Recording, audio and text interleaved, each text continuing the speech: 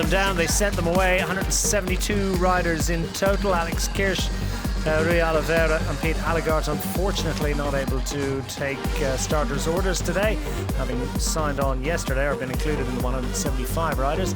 Matteo Jorgensen certainly is. Pretty good last weekend as well, and I wouldn't be at all surprised to see him certainly involved in the fight today with the likes of Wout Van Aert, Tiesj Benoot and others with the Team Visma Lease-a-bike squad. The American rider and friends has something to look forward to. No surprise to see Uno X involved in the early fun. I can tell you it was a very, very brisk start to the day. The weather conditions, well, absolutely balmy. Early spring sunshine for the riders to enjoy. Temperatures should make it up to about 16 degrees Celsius today. As you can see, it's a choppy one. 142 and a bit kilometres in total from Roeselare. We've got about 73 kilometres ride east to Oudenaarde and the main clump of climbs, including the Berg ten Houte, Nochteberg, Hotond, and the cobble descent of the Eichenberg among them. Then we make our way back by degrees to our finishing loop. We've got 10 climbs and 7 other stretches of cobbles. Some of those climbs, a couple of them have cobbles on them. The final one of those just within a few kilometres of the finish line. Picking up the live pictures at the road, I can tell you it has been a sustained scrap for the early break today. For all that they're racing east and into a headwind for much of the early part of this race. Relatively short bike race today by the standards of World Tour racing, 184 kilometres. What that often means is we see the great man make his way to the front, Wout Van Aert. And the Visma Lease-a-bike squad, such a strong lineup. Reigning champion, of course, this event, Matteo Jorgensen in their number. Wout Van Aert, as we've mentioned, hasn't had a lot of luck in his 2 previous participations. 83rd, and of course, last year's season-threatening and greatly debilitating crash. He'd lots of broken ribs and shoulder injuries and all sorts of difficulties. It was quite the list. It was quite the medical bulletin, actually, from that particular crash. And the descent down towards the Canariaberg that they used in last year's race has been removed from this year's parcours, so that at least is no longer a challenge for them. He arrives onto the Nochteberg. Full 1,200 metres of it, so it's relatively long, it's relatively steep, it's relatively challenging. Wind coming from the right-hand side, and it's a big investment from Wout Van Aert quite early on, so useful training for Sunday perhaps, and maybe trying to set something up, something special for Jorgensen. Tiesj Benoot, by the way, has 6 top 10s in this race as well. Never quite cracking the big one. It's an amazing selection of top 10 results in Belgian coupled classics. Up front, Bjerg has the honour of leading them up and over the top of the Nochteberg, but that really incredible pace by Wout Van Aert and friends has set a tempo that is quickly hoovered up that break, and look at the splits it's created in that main peloton. Almost in touch with the break. Will they throttle back now, up and over the top? Up front, Powless about to lead them up, and the Danish duo have recognised that they have at least been caught by 3 riders, now 5 riders up front. And well, look at that. They're leading us, is already creating a split here. It's an opportunity. Why not some big names, some big watts? They arrive on the climb. 1,100 metres, and as you can see, a little bit of cobbles to deal with on this one. With a huge investment from Wout Van Aert as well into the service field of others. As Tarling is floundering a little bit, struggling somewhat. They're about to be joined by the flying Visma Lease-a-bike riders. And Stefan Kung absolutely frantic in his efforts to get up and over this one as quickly as he can and maybe just right the wrong. Binion Gourmet is climbing well today. And Pedersen goes straight to the front, over the top. No time for waiting. Not quite panic mode, but there's a sense of urgency about this one.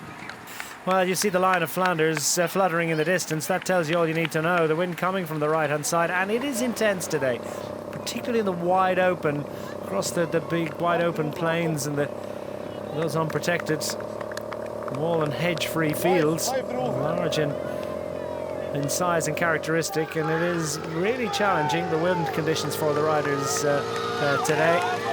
Not that you'd know it, the way that Tiesj Benoot's able to keep a stony game face on. I suspect that we're starting to see Fabio Van den Bosche is suffering here a little bit. The head-on shot's not quite so easy. Yeah, it is Van den Bosche and Bjerg indeed as well. Neilson Powless, strong man from that breakaway group. What's the gap going to be up over the top of this climb as Tiesj Benoot leads them, and it's, what, maybe 10 seconds? A little bit more. Just crawling all over the bike to try and stay in touch. Neilson Powless looks great today, doesn't he? Across the Herse-Puntweg, a next section of pave here for the riders to deal with. We've got the Nokerenberg coming up immediately after it. 25k to go, and the advantage is still nudging upwards. Every one of these little injections of pace from the likes of Stefan Kung and others shaves a second or two off the advantage up front, but then it all stalls behind, and that's it. The seeming impossibility of getting any proper cooperation. Next salvo fired by the Lotto team. And powering clear, and this is a moment to try and make the difference as Mads Pedersen has Stefan Kung jaw set and really fighting hard to stay in the wheel of the former world champion, and Mads Pedersen in this form is going to be tough to stay with. But is the hill going to be long enough for him? Out of the saddle when they hit the tarmac. A little bit of a conversation. Is Neilson Powless asking for a little bit more of an effort. I mean, I'm not sure what he can expect really from the Visma Lease-a-bike squad at this point. Into Waregem. And here we go, it's all starting to happen. Down to the final 25 kilometers, and Neilson Powless finds himself having to fix a problem. You can be absolutely certain that Tiesj Benoot is not going to help him to move his way back up to Wout Van Aert and Matteo Jorgensen. Well, I wonder if he decided it was time to sit on, and Tiesj Benoot just takes him out the back. Oops. Neilson Powless a bit slow to react to that one. They got the strength and the full cooperation to continue to close this one down. No real time for too much shenanigans up front. Of course, in Wout Van Aert they have not necessarily the safest option, but you have a rider of that caliber in your group, and you can organise a lead out. It would be difficult and challenging for Neilson Powless.